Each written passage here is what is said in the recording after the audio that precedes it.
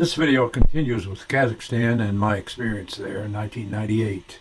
I walked around the area there at my hotel. I went into a number of stores, and in one store in particular, it was a large store, and it was a combination of furniture and a number of things. So I went in, and they had upholstered living room type stuff displayed there in the front right near the door. And it was grim looking stuff. The dark, heavy look looked like it was certainly dated back to the 30s, and it was just sitting out on the floor between the pieces, so you had to work your way through.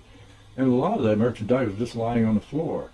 Stuff, vases or light fixtures or whatever, just sitting directly on the floor, not on a counter or in a displayed area like here. But I walked around through the place, and adjacent to it was a butcher shop, and I went in there, and the flies in there were just horrendous.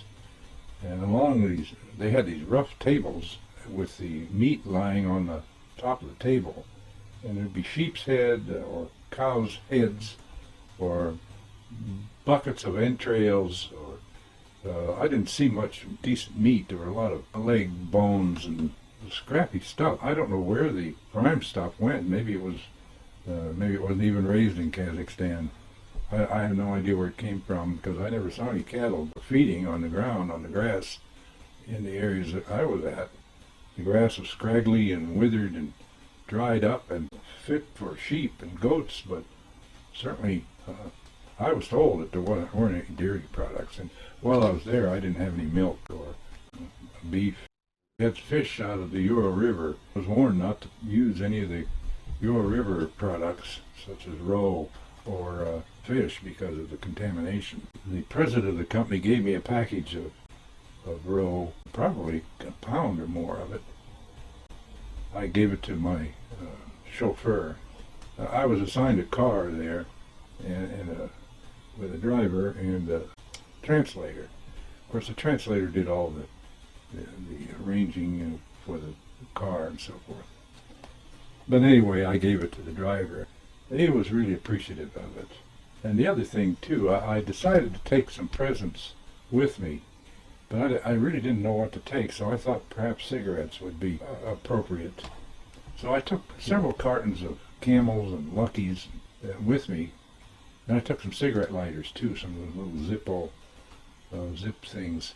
I gave a pack to my driver and several packs to the translator, and I gave a carton to the president.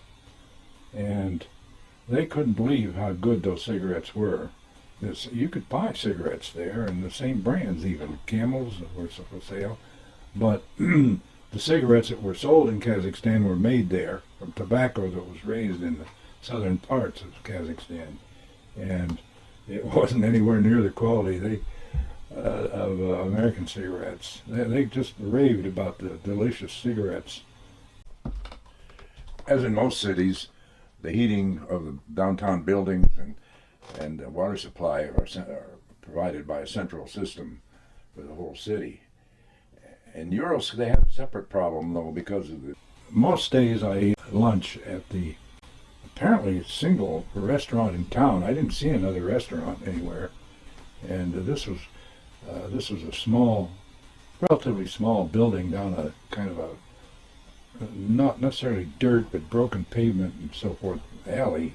It was dirty. And anyway, we'd go in there, and they'd sit us at a large table, and they'd bring out a big plate of salad. And of course, I wasn't about to eat any of the salad, but they'd bring out soup, which I ate, and it was all right, but it was kind of pretty tasteless. And different kinds of dishes of cooked stuff together, like cabbage and tomatoes and onions would be all cooked together, and it was all right. It tasted all right, but certainly nothing very fancy. And there were flies everywhere. Just in my hotel, in the morning, I ate breakfast there, and I always ate supper there too, or almost always ate supper there too. And my translator asked me what kind of food I liked. I told him, well, I wasn't fussy, but, I liked spaghetti, and, I couldn't think of really much. I didn't really know why he was asking. So the first supper I have there is a bowl of spaghetti and a bottle of ketchup. Well, there was nothing with the spaghetti in the beginning, but I asked them if they had some sauce or something for it. They didn't understand, and then, I made some motions about shaking a bottle or spooning something over it. And, oh, yeah, then they caught on, and they ran back into the kitchen and got me a bottle of ketchup. The ketchup isn't quite the same as spaghetti sauce, but I ate it. When they brought my plate out, I could see a herd of flies following them out to my table. I mean, I'm not exaggerating. And I had a napkin, of course, at the table, and so as soon as they set the plate down, I would cover it with the napkin, which kept the flies, or most of them, away from my food. And then I'd reach under the napkin and grab a spoonful and eat it. They kept serving the same thing every night. As soon as I'd come in, they'd cook up spaghetti. So I told the interpreter that, maybe something else would be. Well, what? What would you like? What do you like? I really didn't know what to tell him. I knew nothing was going to be too good, and I asked him what kind of meat they had. Oh, they have sausage, very good sausage. So I said, well, okay, let me have some sausage some night. So they brought out 2 sausages about 6 inches long and about the size of a silver dollar, and they were gray, kind of whitish gray looking sausage, and they brought out a boiled potato, and I cut the sausage open, and the grease just poured out of that thing. A thick molten grease. So I took a little bite of it, and it was absolutely terrible. It tasted rancid or something.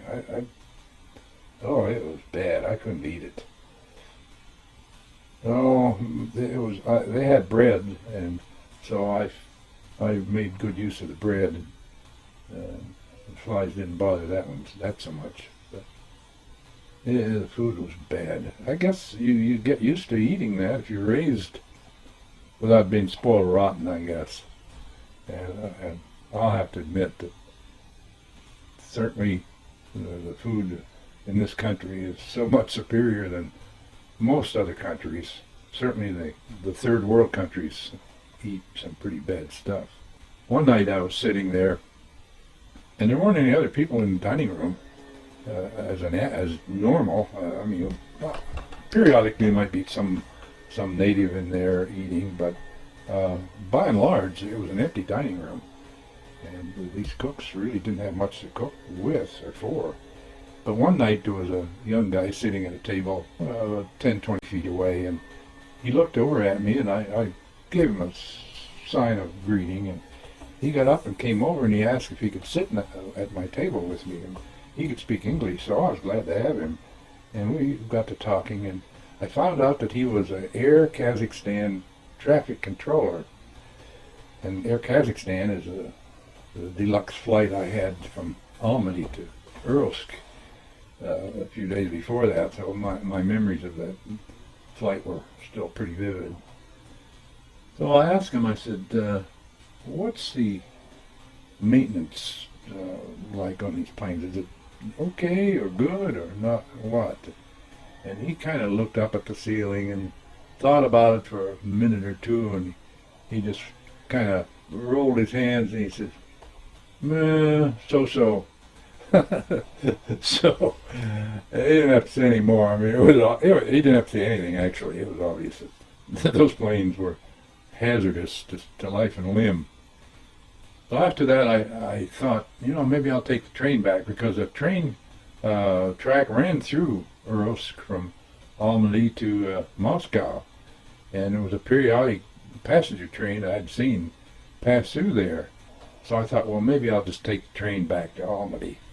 So I went to the train station, and the train didn't run very often, maybe once or twice a week. I checked the schedule, and it took 5 days to get get to Almaty from Erlsk. 5 days. Oh gosh, that was enough to quench any thoughts of riding that uh, ancient train. 5 days. So I thought, well, if the Lord's going to take me, I guess He might as well take me on an Air Kazakhstan plane, because I wasn't going to spend 5 days in the middle of going from nowhere to nowhere. When the communists took over in 1917, they brutally oppressed all forms of religion throughout the 2 or 3 decades that they were in power. And so the generation that was living there when I was there really had no religious education whatsoever. And there was only one church that was open there in Erlsk, and it was a museum, and no religious services had been held there for quite some time. I went through the museum, but it wasn't a very, very good one. The church was full of junk, really. So the population were really atheists by default of the communist regimes. World War II was a real disaster or catastrophe for the countries on the western edge of the Urals.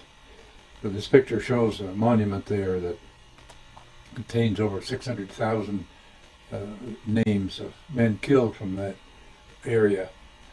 And while I was there, the president and my interpreter, whose picture is shown here, took me there, and I talked to a old guy that was about my age, who was the attendant of the monument, and he told me that his father's name was among those that were shown among those that were carved in the monument. And he still teared up over that event. Salt in the ground, they couldn't bury the pipes, and they had to be elevated on stanchions 20 feet higher so to allow the traffic to pass through. And this system of pipes wove its way through the city at varying elevations. And of course it was subject to freezing and so forth in the wintertime, and it had originally been wrapped with asbestos, but the system in Erlsk had 2 unique problems. First of all, the stanchions that were in the ground rusted off at the ground level. A lot of them were mounted in concrete, but a lot weren't either. And the salt, of course, just chopped those steel pipes, those steel stanchions off at the ground level, and then the whole piping system would sag down and the pipes would break. And of course the second big problem was that there wasn't any maintenance. So the service to the various localities was dependent on the slowest rotting stanchions, I guess. But in any case, when it broke, of course the water ran out into the streets, because as I said, this pipe supplied heating and water to the housing and residential areas there. While I was there, I never had a drop of hot water. It had been defaulted somewhere along the route, and I did have cold water though, and it was cold. It was so bitter cold that it was impossible to take a shower in it. I had to resort to a system known as dry cleaning. I'd take a washcloth and wet it and then hold it in my hands to get it above the freezing point and melt the ice in it, and then attempt to keep the grime level to a minimal thickness. But it was really a serious issue for the residents. While I was there, a condenser blew up at the main system, and of course there wasn't any money to fix that, so I heard about it. It didn't affect my locality, but you can bet that a lot of people were out of water and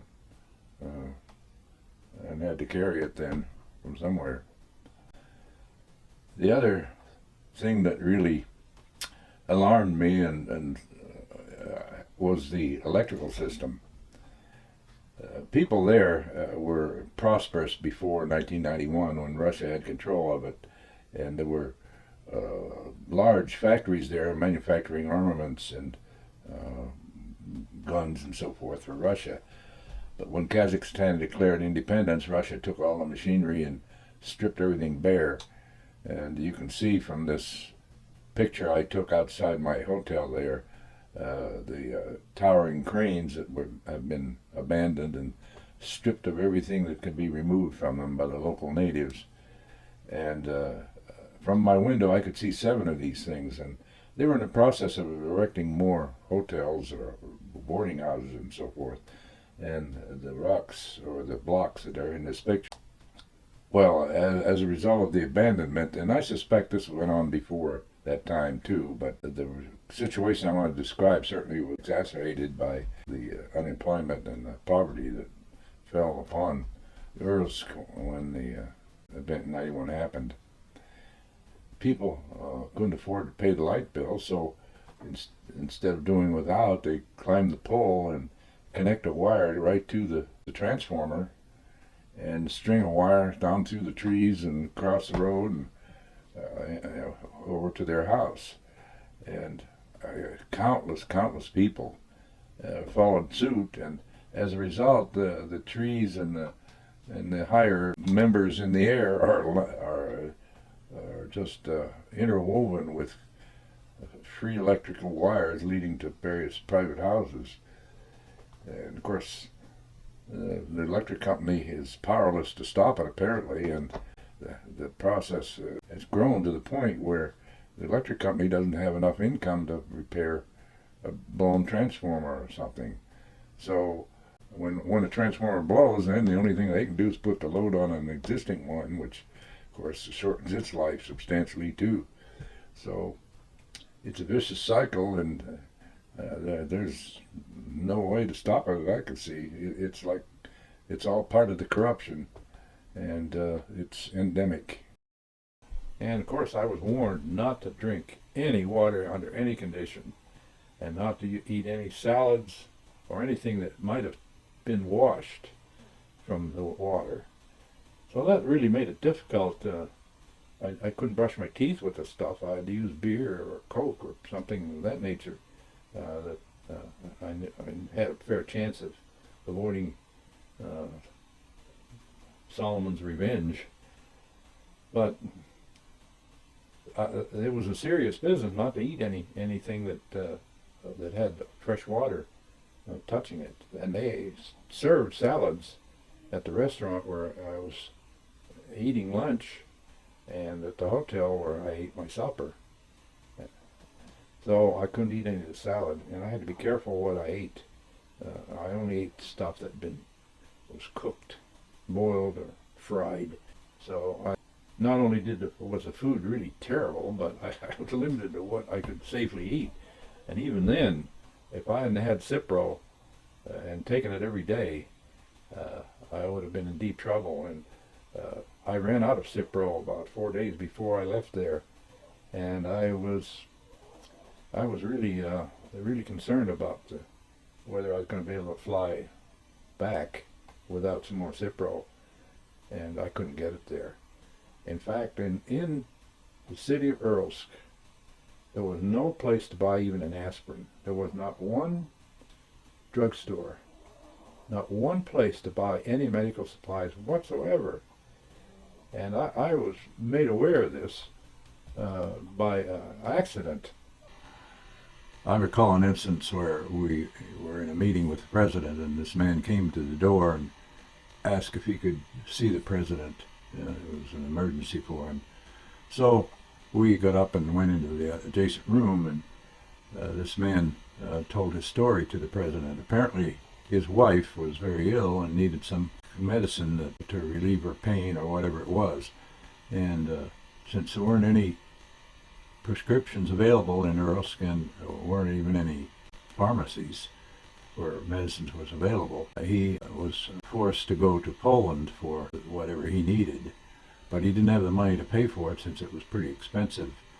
And he was asking the president to put him back on the payroll on a temporary basis so he could get coverage from some kind of a state medical service or something. I'm not sure about where the funds would come from, but nevertheless, apparently if he was on the payroll, he could get some help with the costs of it.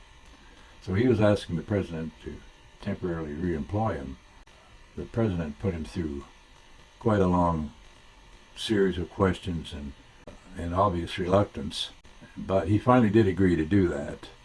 And the relief on this man's face was very profound. But the president put him through a meat grinder before he agreed to it, and it certainly was bordering on the edge of cruelty, in my opinion. One day the president said that we're going on a picnic the next day.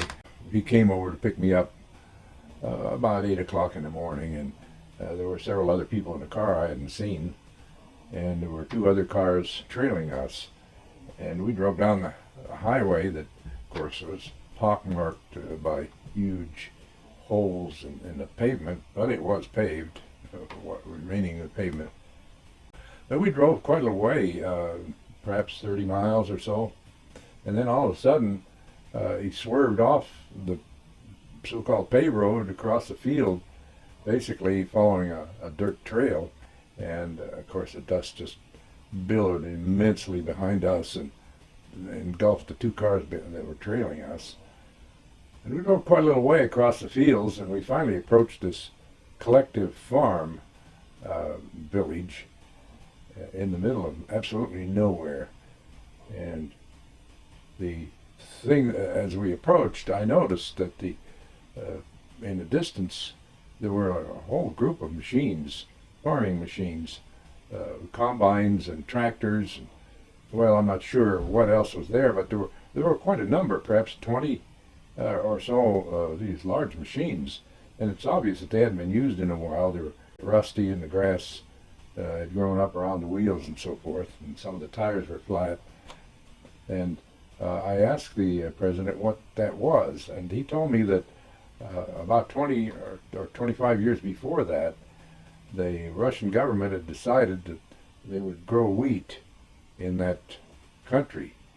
And so without checking the layer of salt beneath the topsoil or having any pre-planning at all, they delivered it to this area there and began to plow. Well, of course, people who lived there knew nothing would grow there, but nobody would listen. It was by direct order of Moscow that they plowed this ground and plant wheat.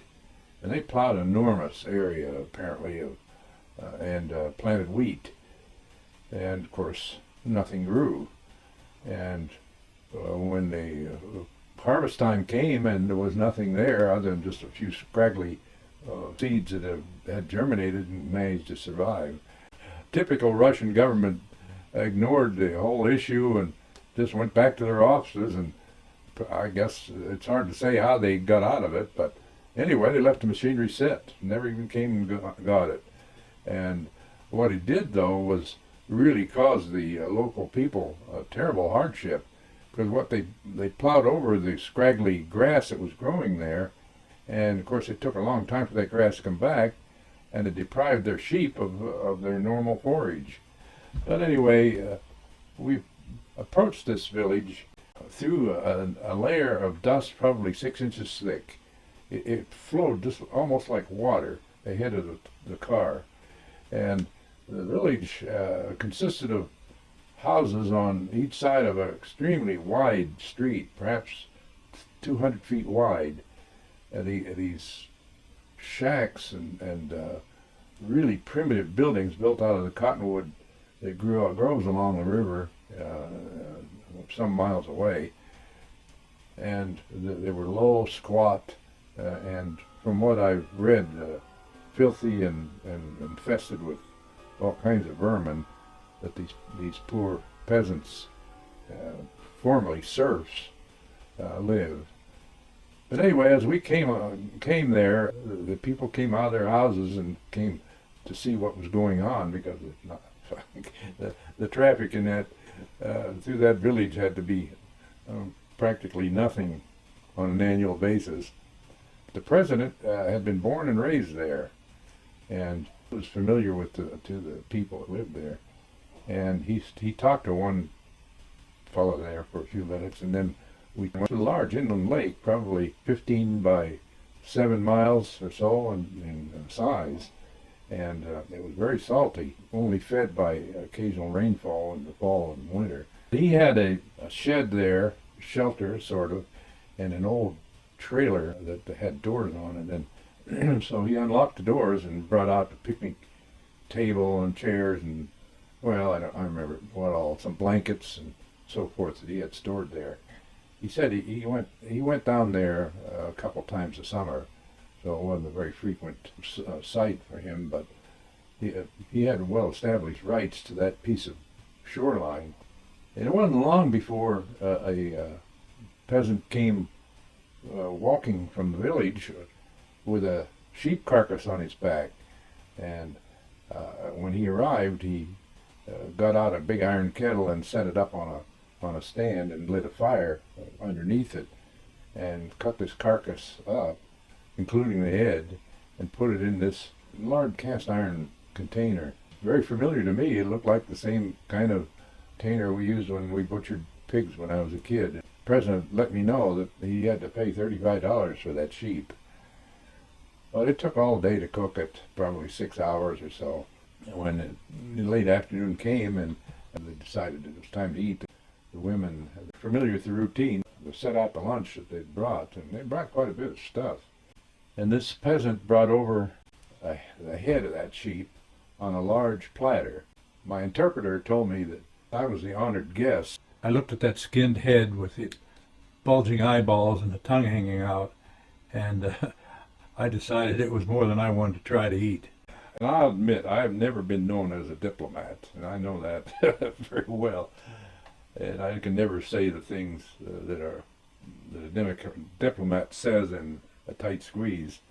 But I have to admit, I rose to the occasion that one time.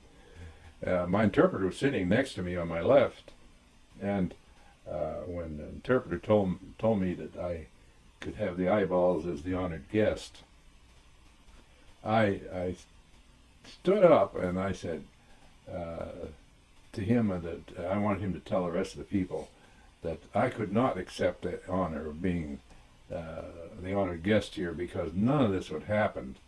None of this communication or anything would happen without my interpreter and without him. Tooligan was his name. I said, Tooligan deserves to be credited for the success of our acquaintance and our meetings here.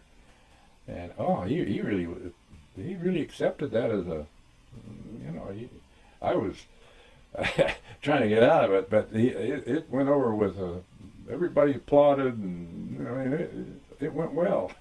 And he didn't hesitate, boy. He reached in there and plucked those eyeballs out and popped them in his mouth one at a time. I mean, they were pretty large, actually.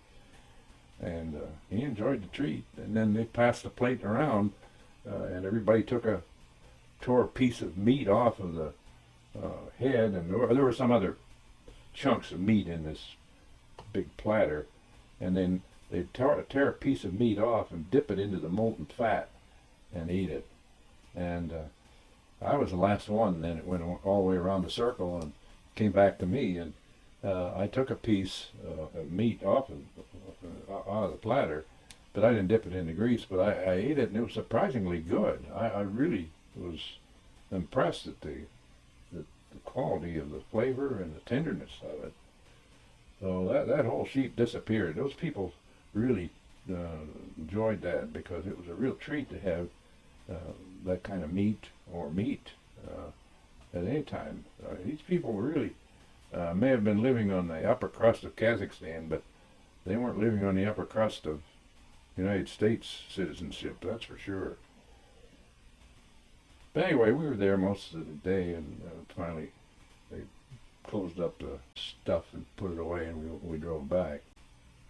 It was an interesting day. Of course, I couldn't understand much of what was going on other than what the interpreter would tell me. But it was obvious that those women were flirting, and if I'd have made a move, it wouldn't have been resisted. But I'm not sure why he did that. I'm not sure that. Well, I feel more confident today than I did then, but I feel today, in retrospect, that they were trying to entrap me. into doing something that I would have been ashamed of, and they could have used it to coerce me into, well, providing money. That's what they were looking for.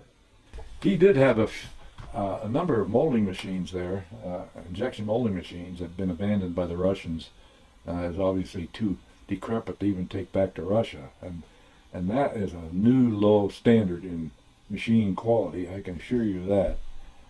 But they had one product, kind of piece for a vacuum cleaner, it seemed. It was kind of a tube-like thing, not very long. It wasn't a big piece, and there wasn't really any volume. It was just a few pieces. But one day, the interpreter excitedly announced that we're going to be running some product today. So we went over to the molding shop, and this machine didn't have a safety gate on it, for one thing. So the operator stood next to this, and as it closed, of course, the operator could have gotten caught in these big moving machine parts. But anyway, he would push a button and start the action of the machine, and he had to go through it manually and push the buttons to actuate the various sections of the machine. And he waited then for a while without any clock or anything before he pushed a button to open it up. Normally in a machine you set up the cycles so that they're repetitive, and it's important in plastics that the cycles be repetitive so that the shrinkage and everything, so that the parts come out the same as much as possible every cycle. Well, if you extend the cycle or shorten it beyond the norm, let's say, then the parts are different. They shrink differently, they might warp differently, and, well, but the machines didn't work well, so he had to do it manually. So he'd make a part, and the press would open up, and he'd pull it and let it fall into a bucket of water, and so it would cool it quicker. But anyway, it was obviously a terrible thing, and leaking, the oil just poured out of that thing, and there was oil everywhere. Around each press they had dug a deep trench to catch the oil to keep it from running all over the factory floor. So I watched that for a few minutes, and I could see that there was nothing there, and the mold was so badly damaged and beat up. The part looked terrible.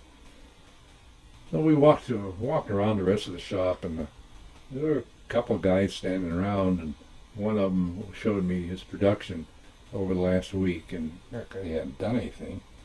And another couple women were in an office upstairs, and they came down, and they had their paperwork, and they were showing the interpreter how they were producing parts, and I could see that it was all, they were desperately afraid of losing their jobs, is what it boiled down to.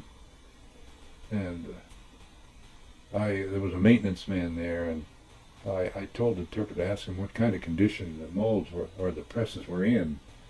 I just wanted to hear what he had to say, and the interpreter got the answer, and he says, "Oh, they're very sick." Yeah, they were sick, all right. Oh gosh, they'd catch the oil. They'd scoop they had a can made to more or less to fit the trenches.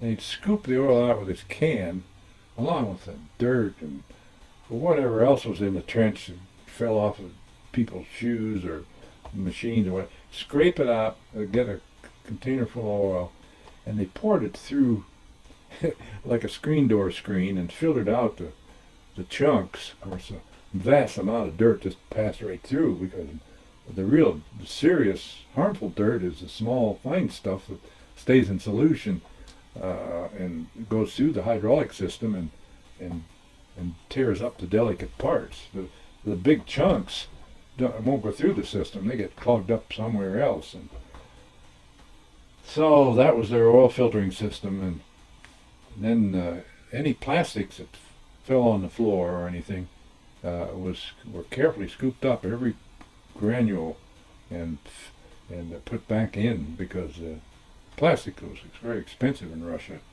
It wasn't made there, and it was all imported, so it was expensive. So they put it all back in, no matter how dirty and oily and contaminated it was.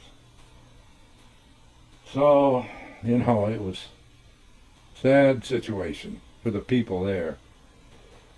And I went into the, this reminds me of when I went into the office, there were a lot of people in there. A lot of, maybe 15 or 20 salary people in the office. And I could see they weren't doing anything. They were sitting around, and some of them were pretending to work when they saw me. But I asked the plant man or the interpreter, what are these people doing if there's no production? And there was nothing being made, and what do they do? Oh, he said the president finds work for them to do. Well, I don't know what he could find for them to do other that was part of legitimate operations. But as I said, I went through all the stores there in town looking for plastic parts that were already being sold, and also what might be sold. And I found several probable things we could make. Could have made rubber boots, practical plastic things like possibly garden tools, or certainly gas line pipes could have been extruded with good potential sales for that. But in any case, the plastic stuff I did find for sale was such hideous stuff. Oh gosh, it was awful. The flash. There were drinking glasses there, I noticed, and the parting line or the steel joint had been put right on the lip of the glass. Instead of making the steel parting lines away from where you put your lips and that sharp edge away, they had put the steel edge, the steel where the steel went together, and it always formed a sharp edge on the plastic, right where you put your lips. So every time you took a drink, you took a chance of as much flash they had of cutting your lip on this hard, brittle plastic. Nobody gonna buy that. I mean, that it was awful what they had done. And so there was no sales. I don't think anybody ever bought anything in plastic there in that old city. I was walking down the street one day, and I heard these two men talking in a door opening inside of a room there, and the door was open. And I looked in, and I could see a old car hoisted up. The back corner of the car was hanging from the ceiling, and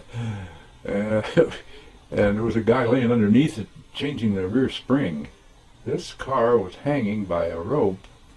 Well, it looked like about a clothesline rope, diameter, quarter an inch maybe, and it was being held up by a old fan belt that was draped around the bumper, and this rope had been passed through the fan belt. So this car was hanging on a thread above this guy, and he didn't have any braces or blocks or anything to keep it up in the air if that rope broke. And he was pounding on that spring. I could see that the leaf was broken, the main leaf was broken, and so he was pounding it to get it loose from the spring shackles on each end. And I got out of there. I couldn't wait to see what would happen when that thing fell on him. I don't know if it ever did. Probably didn't, but that was pretty scary. Well, I think it's time to end this one here, and we'll go to Kazakhstan number 3.